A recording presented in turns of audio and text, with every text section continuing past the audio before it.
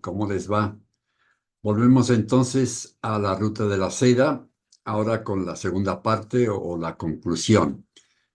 Acuérdense que hablamos de la importancia de esta ruta, la historia, los inicios, las dificultades, Marco Polo, y ahora vemos entonces la parte quizás más importante.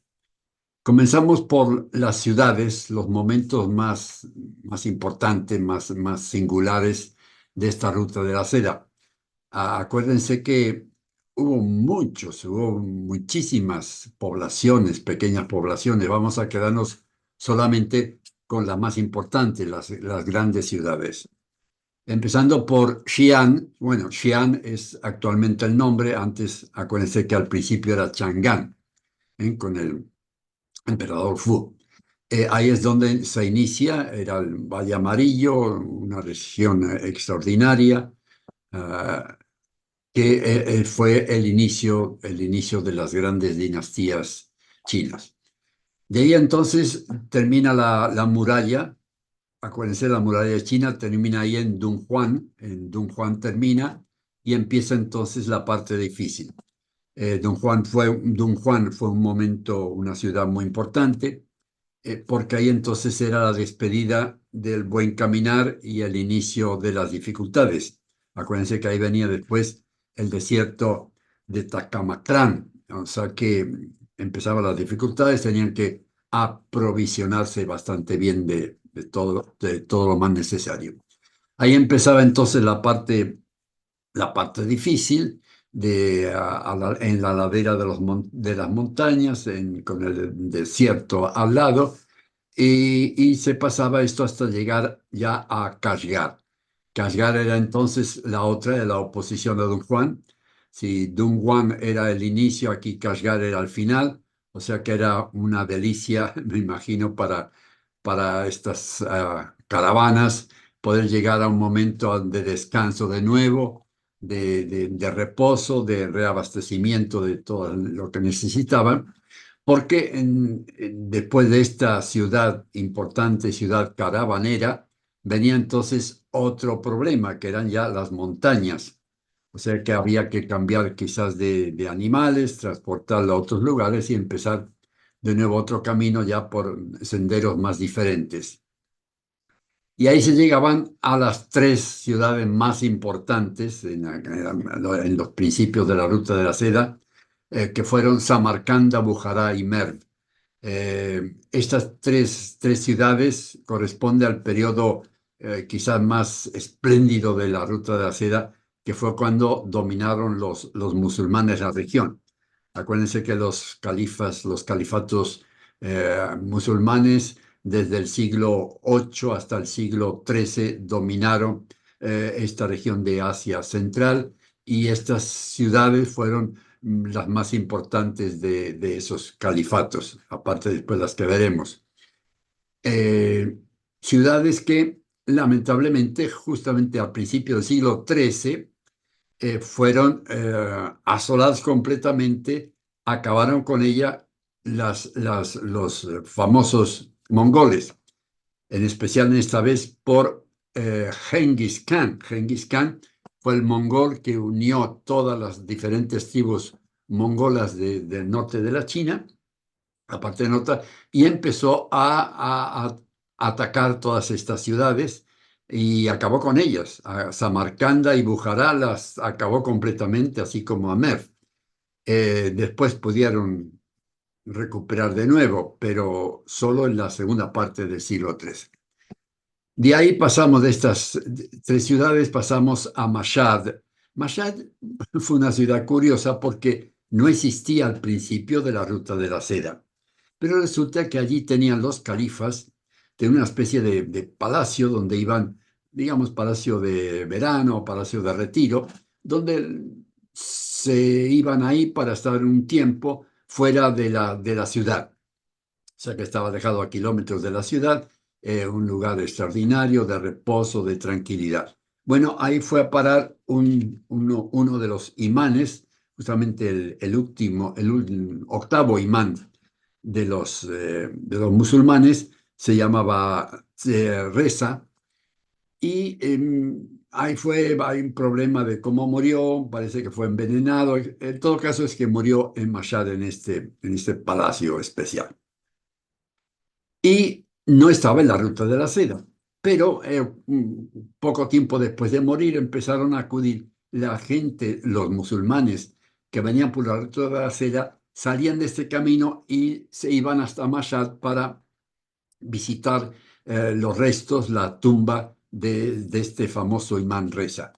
Hasta tal punto que desvió, digamos, oficialmente la ruta de la seda. Ya no pasaba por donde lo hacía frecuentemente, sino que cambió su ruta solamente para que la gente, sobre todo los musulmanes, pudieran acudir a este lugar para rendir su homenaje en la tumba de Reza, de este imán.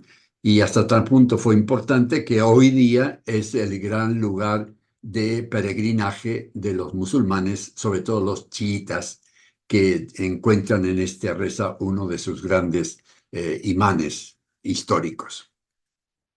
Y de ahí pasamos, de Mashhad pasamos a esta región extraordinaria que fue la región dominante durante los califatos, sobre todo Bagdad. Bagdad fue inaugurada en el siglo noveno después de Cristo, por los musulmanes y llegó a tener una importancia extraordinaria, no solo en la ruta de la seda, sino incluso en el momento actual de aquella época.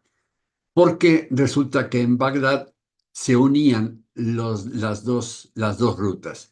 La ruta de tierra, digamos, que llegaba a Bagdad, pero también Bagdad se comunicaba, porque Bagdad estaba sigue construida en una parte de los dos grandes ríos de Mesopotamia, el Tigris, en el inicio del Tigris. Y desde ahí se podía conectar con Basora, que estaba en el Golfo Pérsico, o sea, un camino desde Bagdad por el mismo río hasta Basora, y cerca estaba el puerto, y de ahí ya se comunicaba con toda la línea marítima de esta ruta de la seda. O sea que allí se unían, digamos, las dos rutas, lo cual adquiría una importancia extraordinaria, porque venían los productos que venían de toda esta región por tierra y los productos que venían por mar. O sea que Bagdad fue una ciudad extraordinaria, de gran riqueza, de gran poder, y eso se vio reflejado en la literatura también. Es la ciudad de las mil y una noches, es la ciudad de Sinbad el Marino. Sinbad el Marino, por ejemplo, fue, bueno, las novelas, las historias de Sinbad. Fue un mercader que perdió parte de su riqueza y con lo poco que le quedaba compró una barca y con esa barca se fue hasta Basora, hasta el Golfo Pérsico, comerciando. Ya cuando tuvo dinero ya se atrevió a ir por el Océano Índico y corrió numerosas aventuras que están reflejadas entonces en sus historias, en sus historias literarias. O sea que Bagdad fue importante desde muchos sentidos, tuvo además una gran escuela, una gran universidad, ya veremos cómo los llamaban ellos, y un gran desarrollo extraordinario. De ahí pasamos a Damasco, que era otra gran ciudad del califato, y ya se dejaba esta parte de Asia Central y se empezaba ya un poco a contactarse con Europa. Estaba por un lado todavía Tiro, Tiro y Sidón. ¿Se acuerdan? Estaban los fenicios que dominaban todo el Mediterráneo, o sea que eran un pueblo también, y sus descendientes, un pueblo comerciante, o sea que por ahí muchos productos ya iban por todo el Mediterráneo, y las dos variantes, o subían hasta Constantinopla, que era la gran ciudad del Imperio Bizantino, y de ahí entonces iban los productos, el intercambio se iba a toda Europa, o por el otro lado bajaba hasta Alejandría, la gran ciudad fundada por Alejandro, y además donde estaban los Ptolomeos, con la famosa Biblioteca de Alejandría, etcétera, toda su historia. Esa ciudad importante que dominaba toda esta parte africana, o sea que se bifurcaba por los dos. Esas eran entonces las principales ciudades de esta región.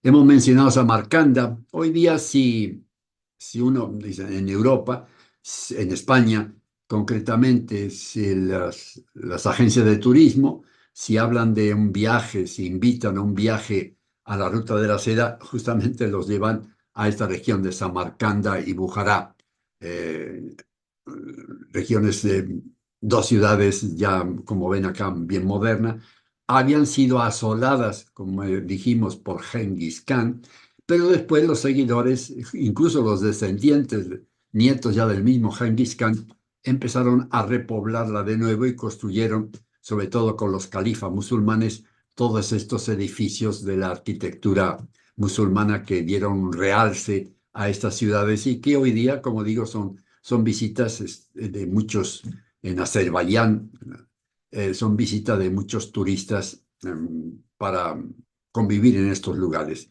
Como ver una gran plaza, la plaza de Registán. Registán era una palabra turca que significaba tierra, tierra arenosa. Y Samarcanda fue también muy importante por ser un centro donde estaba Tamerlán.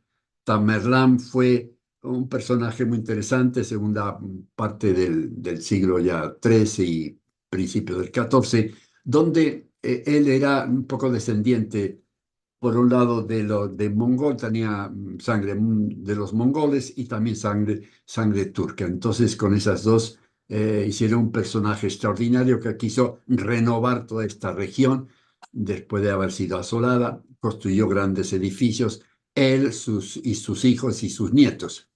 Y fue muy importante también por la relación que tuvo con España. Resulta que Enrique III de Castilla, en 1403, decidió enviar a un embajador para comunicarse, establecer relaciones con Tamerlán e incluso lograr también una especie de acuerdo para defenderse mutuamente contra los turcos otomanos que estaban amenazando a Constantinopla, que estaban ya ocupando toda esta región.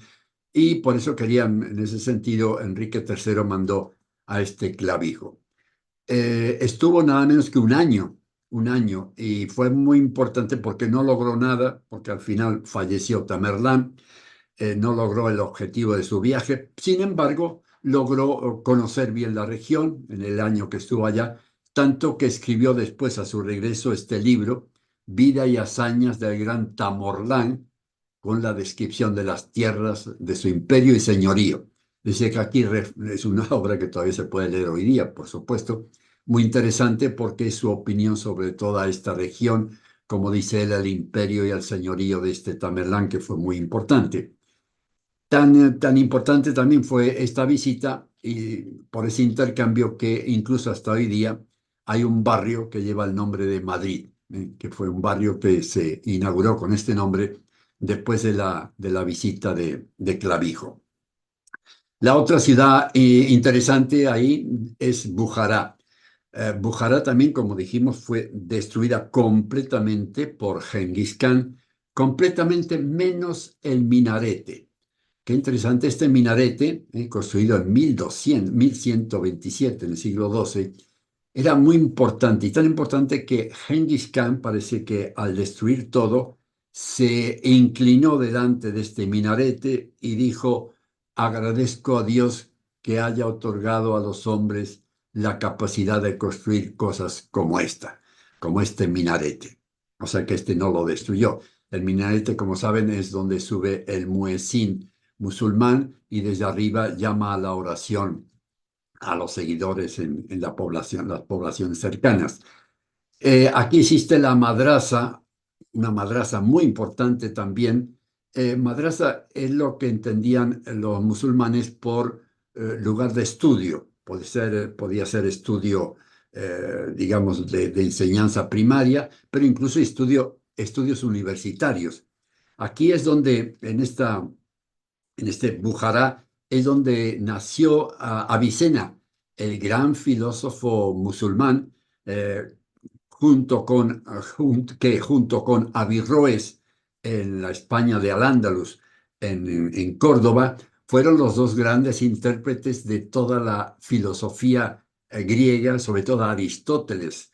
Fueron los grandes los que explicaron, los que tradujeron del griego al árabe toda la obra de Aristóteles y que a través de ese árabe traducido después, por ejemplo, en España, al español y al latín, fueron después conocidos Aristóteles y los demás filósofos griegos gracias a estas traducciones.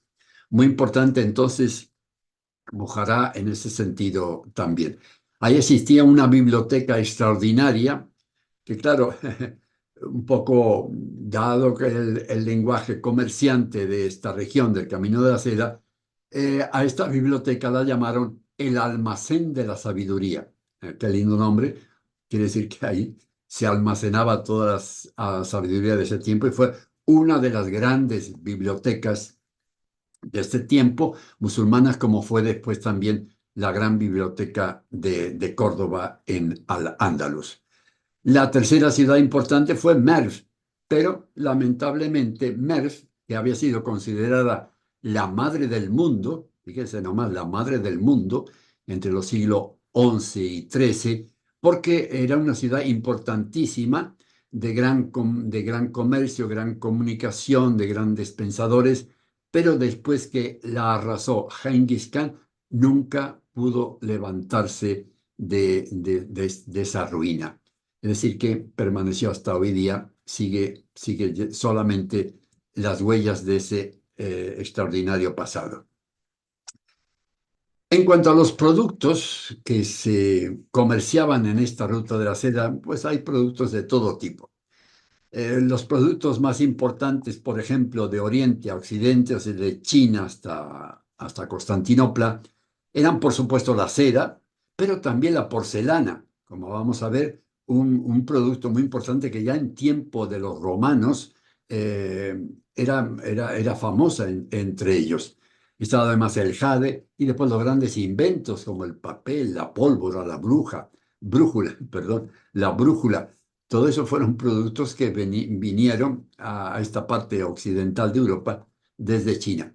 Pero no solo estos productos chinos, sino también en esta ruta, como habíamos dicho al principio, acudían todas las pequeñas rutas del norte y sur de esa línea. Por ejemplo, ahí llegaban las pieles de Siberia, el ámbar del Báltico, el azul ultramar, que fue tan importante para los pintores medievales y después más adelante, que venía de Afganistán, el incienso, la mirra, el incienso de Yemen, las perlas del Golfo Pérsico, las especias muy importantes de Molucas, por supuesto, la pimienta de la India y el azúcar de Mesopotamia. En Europa empezaron a conocer la caña de azúcar gracias a la ruta de la seda cuando llegaron estos productos desde Mesopotamia. Por el contrario, de Occidente a Oriente empezaron, sobre todo había animales, los caballos que ya explicamos que fueron un elemento, el animal importado a China de esta región más importante, más admirado, y todo lo referente a los caballos, la montura, las costumbres de los animales. La cristalería sobre todo veneciana, también muy apreciada por los chinos, y después ya muchísimo más tarde el oro y la plata que llegaron desde la recién descubierta América y que fueron también muy apreciados en esta ruta de la seda hasta los chinos. Pero no solo hubo productos que se comercializaban de un lado a otro, también estaban las religiones. Fíjense que el budismo que era la religión india en la India, llegó a China a través de este camino de la seda. Y hasta tal punto que, bueno, hoy día ya saben que el 33% de los chinos son budistas y que ellos no conocían esta religión hasta que llegaron los monjes budistas a través del camino de la seda. Y después otras religiones, el maniqueísmo también, esta religión también persa, donde Maniqueo hablaba de una existencia de un Dios, pero que la vida era una lucha entre el bien y el mal. Estaba el zoroastrismo. Parece ser que fíjese, en el siglo VII ya había en la capital en la capital del Imperio Chino, ya había de Zoroastro, había ya regiones donde se adoraba a los dioses del Zoroastro, sobre todo al dios del fuego. El cristianismo también llegó mucho antes de los jesuitas, mucho antes de Francisco Javier, llegaba a Japón y toda esa región. Ya había en el siglo octavo iglesias cristianas en la capital de China. Después, no solo el cristianismo, sino también con otras religiones que salieron del cristianismo, como el nestorismo, perdón, de Nestorio, que fue la religión donde este Nestorio decía que Jesús, Cristo, no era Dios, o era en Jesús había las dos partes, era la parte de Dios y la parte de hombre. Y él destacaban que, por ejemplo, María, la Virgen María, madre de Jesús, no podía ser la madre de Dios. Esa es una de las... Y sobre todo el islamismo. El islam también, a partir del siglo octavo, a través de este camino de la seda, fue donde llegó hasta la China. Hoy día hay en la China, si dicen que hay un 2,5% de cristianos en la China, también hay un 1,6% de musulmanes que practican la religión desde toda esta época del camino de la seda. El islamismo, además, los musulmanes, sobre todo, como dijimos, en la época de los califatos del siglo séptimo, octavo, hasta el siglo XIII, dominaron esta región y además fueron los que causaron una actividad muy intensa y muy rica en esta zona, porque hizo que, claro, con la religión dominaran eh, la religión, sí, de todas estas gentes, dominaban porque tenían el mismo idioma, que era el árabe, tenían incluso las mismas monedas, se entendían mucho mejor y todo esto hizo que evolucionara notablemente esta ruta de la seda gracias a ellos. Pero no solo productos y religiones circularon por esta ruta famosa, sino también las enfermedades. Se imagina lo que debía ser en esa época de poca higiene que un producto saliera de la China, por ejemplo la seda, digamos los rollos de seda, que iban pasando de un lugar a otro, que iban pasando además, la palabra típica en estos días, los aranceles, como iban cobrando aranceles de un lugar a otro y cuando llegaban a destino el producto era muchísimo más caro y lleno además quizás de piojos, de microbios, de todos tipos de animal, de roedores que se iban adhiriendo, acumulando a través de las diferentes etapas. Eso hizo que, por ejemplo, dicen que la famosa peste negra que asoló parte de Europa en el siglo XIV se debió a esta ruta de la seda, esta peste negra que, por ejemplo, si leemos al Decamerón de Petrarca, ahí nos explica un poco esa parte y cómo en esos 10 días fueron contando mientras estaban recluidos para evitar el caer entonces con esta enfermedad. Pero también lo que dicen los historiadores, lo que fue más importante de todo no fueron estos productos o religiones, sino el conocimiento. Quiere decir que a través de esta ruta de la seda, todo conocimiento que salía por un lado en China o por otro lado acá en Occidente, iba pasando de un lugar a otro y se iba globalizando. Por ejemplo, llegó aquí a Occidente, llegó la pólvora, que no se conocía, que cambió rotundamente el sistema de batalla, por ejemplo. Llegó el papel chino también, que fue primero un secreto hasta que justamente los árabes pudieron ese secreto en una de las batallas, lograron capturar a dos chinos que sabían cómo hacer papel y los convencieron para que les enseñaran y ahí apareció el papel en esta parte occidental y gracias a los árabes, gracias al Andaluz, llegó a España y de España también se transportó a otras regiones. Llegó la brújula, tan importante. Llegaron Otra cosa importantísima justamente con los musulmanes, los números arábigos. Bueno, que de árabe no tiene más que el engaño del nombre, porque eran los números, bueno, ya todos sabemos que eran de la India, pero los árabes lo adaptaron y gracias a ello se cambió la terminología numeraria, porque acuérdense que los números que regían eran los romanos, bastante, bastante difíciles de hacer cuentas con números romanos. Mucho más fácil entonces con esta nueva numeración, a través del camino de la seda impusieron los árabes, mucho más fácil, y sobre todo gracias también al cero, que no tenían los números romanos. En fin, todo esto hizo que durante muchos siglos esta ruta de la seda fuera tan importante.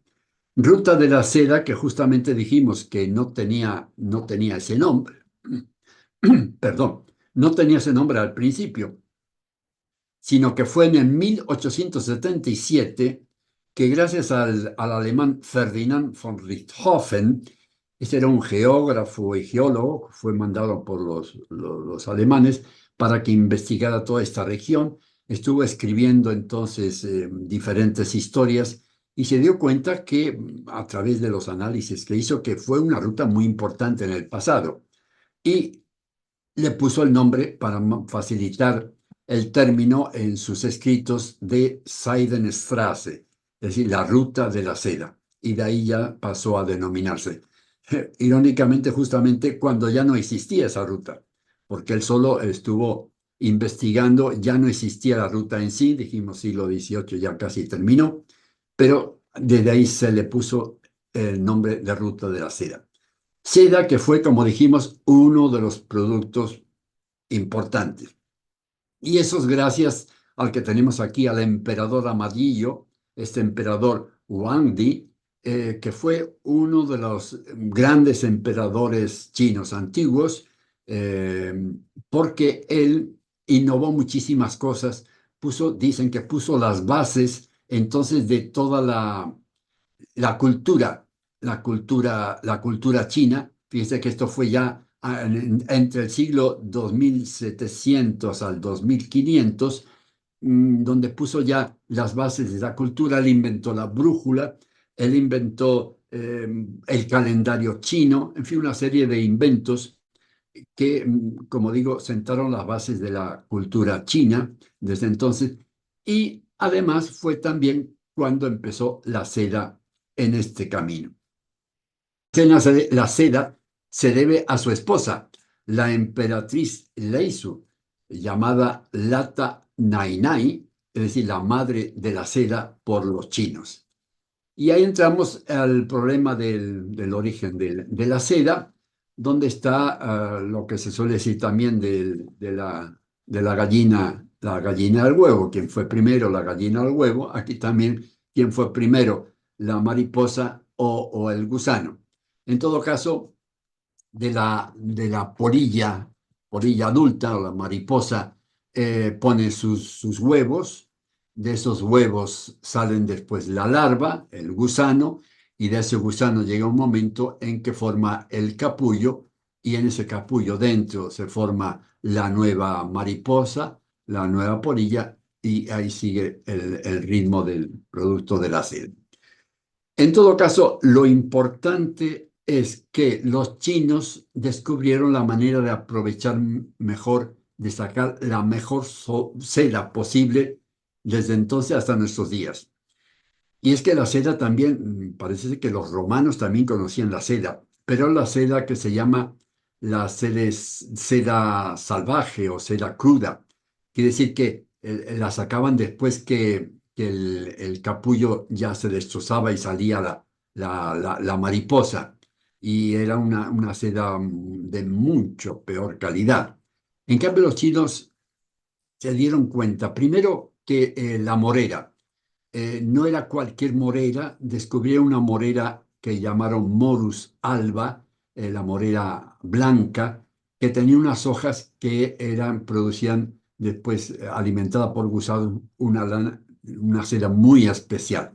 Además, evitaron que fueran árboles enormes, sino que hicieron que se quedaran como arbustos para así evitar el tener el problema de andar sacando las hojas desde arriba. Bueno, los gusanos eran deshogados, los colocaban en cesta, en fin, eso ya es conocido.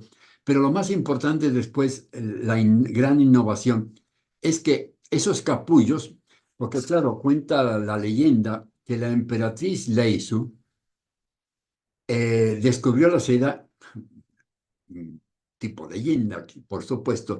Resulta que un día estaba debajo de un árbol de una morera, y entonces estaba por tomar un té caliente. Y en un momento dado le cae algo en su vaso y se da cuenta que lo un poquito y que empiezan a salir hilos, y eran hilos de seda. Es decir, que eh, y ahí es el origen legendario de la seda. Y tenía razón, porque los capullos los mejores capullos elegidos, porque había capullos malos que lo descartaban, los metían en agua caliente y además salada. ¿Por qué? Porque con ese agua caliente salada, la crisálida, la mariposa, se moría, se mataba. Así quedaba todo el producto intacto y perfecto. Y de ahí entonces, ya con agua caliente y sobre todo salada, esos hilos salían solos, pero se desengomaban gracias a este agua caliente y a la sal del agua. ¿Qué quiere decir que se desengomaban? Sencillamente que el gusano, al hacer su capullo, lo hacía pegado. Es decir, si no, el hilo no tenía orden, ¿no? Lo hacía pegado, se iban pegando el hilo, y con esa goma muy especial que fabricaba el gusano, había que sacarla, ponerla bien, y eso a través de agua caliente salada. Después ya se coloreaban, se secaban, etcétera, como ya pueden imaginar. Esta seda era muy especial, este hilo de seda, primero porque era largo. Se dice que incluso ha llegado a veces hasta 1 kilómetro de largo un hilo de seda. Fíjense nomás, 1 kilómetro de largo. Era, a diferencia de esta seda, digamos, salvaje o cruda de los romanos, este era un hilo muy ligero, brillante y suave. Podía resistir generaciones, es decir, se han conservado trajes, vestidos, ropa de seda durante siglos en perfecto estado. Además, no se arrugaban, se podían, enseguida parecían siempre bien planchados y eran fáciles. O sea que era un producto extraordinario. Por eso que los chinos conservaron el secreto de la seda, justamente hasta el siglo VI. Ya en el siglo I y segundo antes de Cristo, los romanos quedaron fascinados con este producto de la seda. Y eso ocurrió en la guerra de Carras en el siglo 53 antes de Cristo. Era una región, lo que es hoy día Persia, dominada por el Imperio Pardo. Los pardos dominaban esta región, tuvieron muchos enfrentamientos con los romanos, y en uno de ellos, en la batalla de Carras, resulta que vieron a lo lejos que venían estos enemigos. Los romanos vieron entonces que venían estos ejércitos de los pardos con unos estandartes, con unas banderas que brillaban al sol, luminosas, hermosas, de diferentes colores, y se quedaron embobados viendo ese producto. Después resulta que sí, se enteraron ya que era de seda, ahí empezaron a investigar cómo podían obtener esos productos de seda, hasta que llegaron perfectamente desde China a través de estos diferentes mercados, y además muy enriquecidos, costaban ya mucho dinero cuando llegaban ya a Roma, pero que los romanos quedaban prendados de este textil. Hasta tal punto que, bueno, al principio hubo muchas reacciones en contra. incluso varios de los filósofos, pensadores, decían que era una prenda impúdica, porque mostraban, al pegarse al cuerpo, mostraban el cuerpo de la mujer. Y es un cuerpo que solo podían ver el esposo y ahora estaba expuesto a todo el mundo. Otros lo llamaban de prenda afeminada, que era bien para prostitutas, pero no para mujeres decentes. Eso fue al principio, después se hizo tan famosa que senadores, la aristocracia, todo el mundo pudiente podía utilizar esta ropa de seda tan admirable. En todo caso, como dijimos, fue un secreto, fíjese, ya del siglo segundo antes de Cristo hasta el siglo sexto.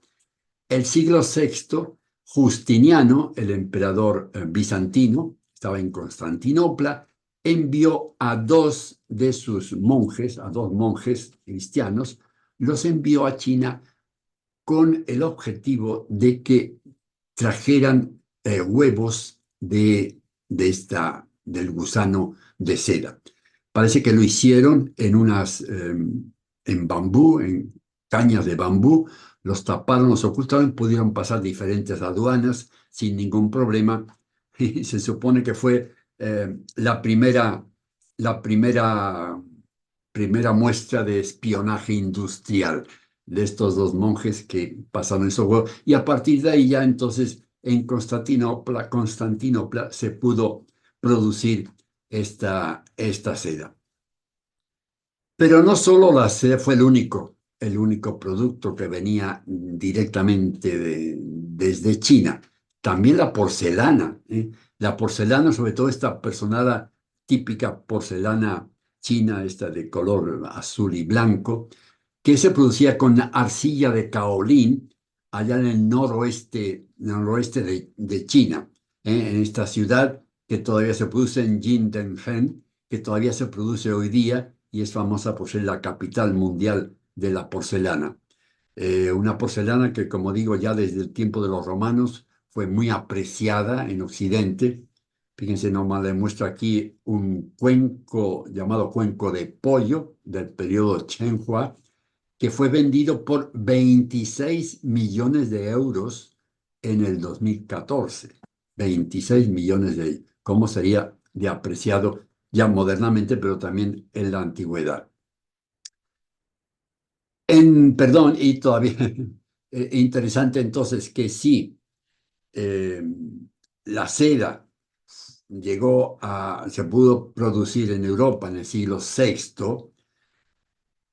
La porcelana solo hasta el siglo XVIII se pudo producir y fue gracias a que en esta ciudad Meissen de Alemania se pudo imitar un poco este tipo de porcelana y es hasta hoy día. Esto Meissen, que como ven tiene las siglas estas de las dos espadas cruzadas como símbolo de esta marca para que no la imitaran, pero que sí es buena, fue muy importante, sigue siendo muy importante, pero dicen que no llega a la calidad extraordinaria de la porcelana china.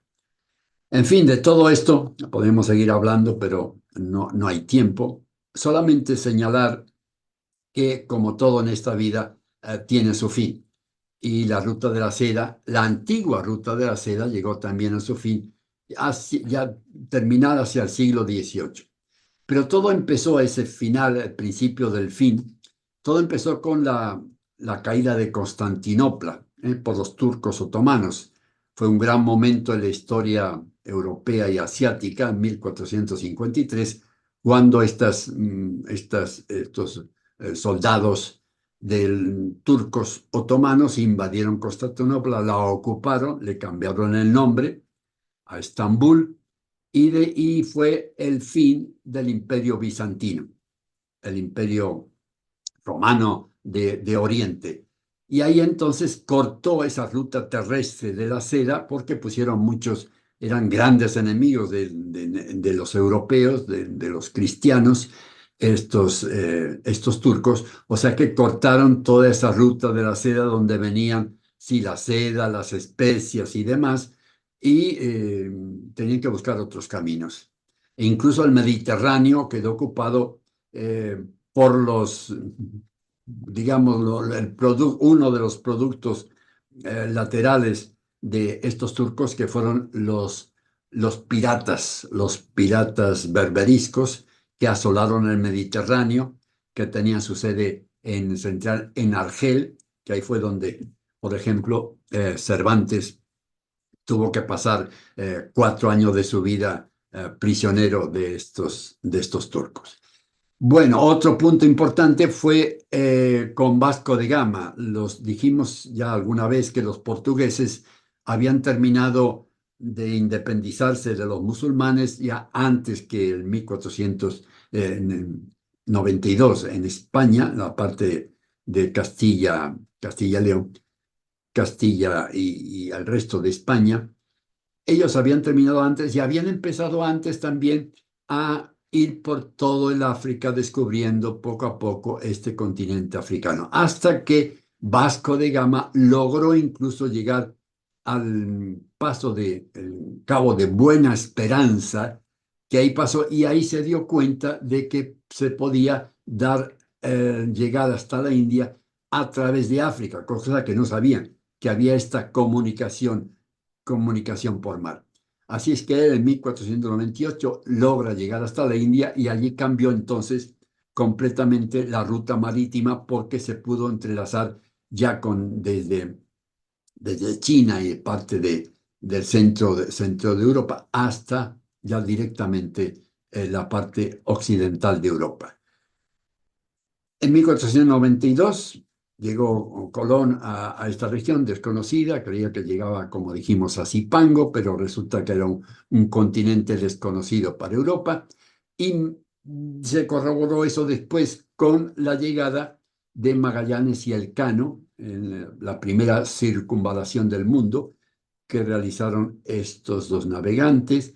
Magallanes, justamente antes de fallecer acá, habían llegado las Islas de las Especias y le puso el nombre del rey de ese momento, que era Felipe, o sea, las Islas Filipinas, y ahí entonces ya al apoderarse España de estas islas, hizo que los productos pudieran pasar por manos españolas desde Filipinas hasta la parte de México, hasta Acapulco, de Acapulco vía terrestre hasta Veracruz y desde Veracruz poder pasar hasta Europa. Fue esta ruta de la seda que se había llamado el barco de China, el producto de China, donde llegaban entonces los productos ya directamente a España desde Filipinas y a Filipinas habían llegado desde China. Es ahí donde llegó, entre otras cosas, el famoso mantón de Manila. Manila, justamente la capital, pero no es que se produjera en Manila, sino que era un producto que había llegado desde China. Así entonces ya se pudo diversificar. Por eso ya a partir del siglo XVI fue descendiendo el camino de la seda terrestre hasta que en el siglo XVIII desapareció casi completamente. Bueno, desapareció entonces, pero ahora resulta que, como sabrán, ya desde el 2013, las autoridades chinas han empezado a hablar de esa nueva ruta de la seda, justamente una nueva ruta que quieren darle, dicen ellos, con el sentido de la ruta antigua, con la filosofía, con el espíritu que tenía la antigua ruta de la seda. Y eso han empezado ya y siguen intentando construirla de nuevo, pero eso ya es un tema mucho más complicado, más difícil, que por ahora no da tiempo a hablar de ello. Así es que espero que les haya gustado, espero que se hayan quedado por lo menos con estas ideas más importantes de este antiguo camino de la seda, ruta de la seda, rutas de la seda, como hemos dicho, y será hasta una próxima ocasión. Gracias por su atención, mucho gusto en estar con ustedes. Chao.